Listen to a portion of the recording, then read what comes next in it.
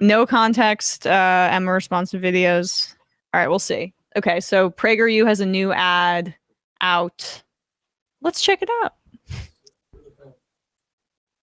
It's dinner time with family, and your heart is filled with bliss. But as you eat the roasted goose, your little sport insists. Hey, Dad, did you know America is racist? You're shocked with grief when suddenly George Washington bursts through. He snatched the screen and changed the thing to an app called PragerU. Oh my God. Content for your child's mind to fight the leftist lies. And if you give your child a chance to watch and grow, they might burst forth like Washington, a true American hero. Visit PragerUkids.com for pro-American kids shows. What? What? Like, the founding fathers are not gods, and like liberals who find it like, all right, fuck Hamilton. All right, I really don't like care about pretending like our in fact, I do care. I don't think it's worthwhile to pretend like our founding fathers had like some sort of supernatural ability to craft this gorgeous country and make it into like, I don't know, a myth of sorts, because Libertarians' wet dream. You aid that nonsense. You aid that nonsense with that. But I'm really baffled by, and I'm not baffled, obviously, they know that young people are more progressive, but just the amount of money being put into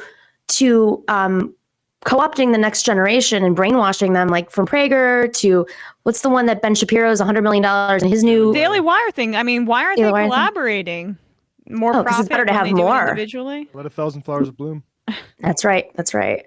But I mean, even then, it's like, what are you investing in a 3-year-old? We're not gonna have a fucking planet in time.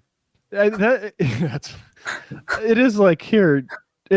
I don't know how this would appeal to kids though. It's like, here, children, here is officially approved. Like this idea that the leftists are like making you so you can't believe that George Washington didn't do the cherry tree thing anymore.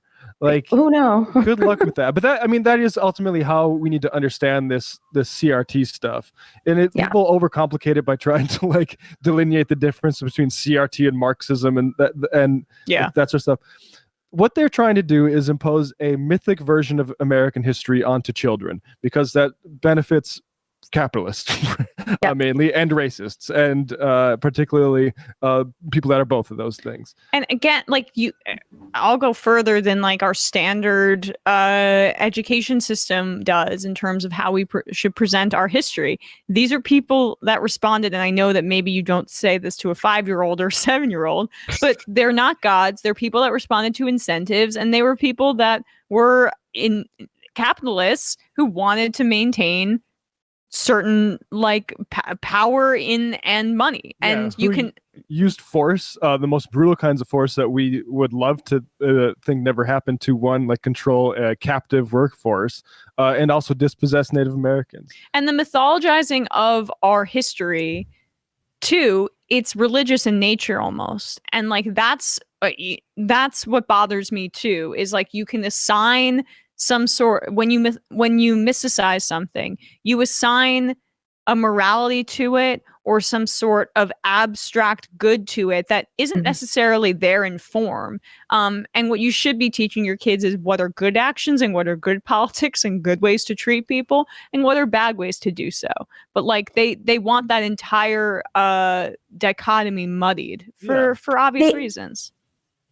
They're also, I mean, listen, we all grew up with the propaganda, the alternative, not, realistic history. We all did. Everybody did in America. I mean, open up a history book in schoolrooms today in New York, California, doesn't matter where you're from, probably worse in a lot of right-wing states. But, we were not given a true version of history, but many of us were urged to go to college. I'm curious, are they now going to say, don't go to college, don't go to universities? I know that they're challenging a lot of theories, including CRT and others, at universities, but it doesn't mean that they're going to be able to erase books. I mean, that's the next, we grew up in a world where that was the only story that was told to us, and we still were able to, quote unquote, get woke and learn about the reality of our history. So I just don't understand how they think they're going to be able to brainwash people, the next generation, when the material conditions are going to be so much different. You're going to have an environment that's like exploding before their eyes, and a much more diverse, I mean, every generation is way more diverse. So I don't know. I mean, George Honestly, Washington doesn't relate to a lot of people. I don't really even think that the people who are PragerU or the Daily Wire folks who are putting this out there actually think that they're going to change kids' minds. Like, I think that's the political project for activists and for Republican politicians. But the people who own these companies are marketing it to parents who are terrified of their kids being indoctrinated by woke values. And they think that they're going to be able to sell a bunch of books, make a bunch of movies. And like, that's what all of this garbage is about. CRT or anti-trans stuff, don't say gay. They are unmask your kids. They are commodifying the anxiety of right-wing parents that they cannot, that their children are not narcissistic extensions of their own perspective on the world. That's it's just, I have an aunt who is born again Christian, moved to Virginia when, from Buffalo, New York, where she grew up.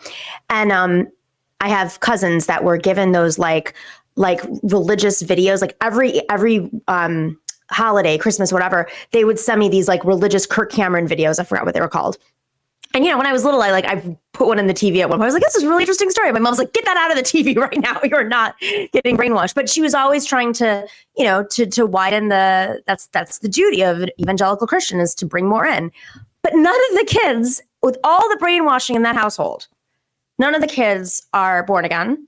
Yeah. I would say one of them is even pretty far left at this point. Maybe two are like in the middle or apolitical, but they're not born again Christians. It just doesn't work the way that they think it does. And I think you're right, Emma. It's a moneymaker.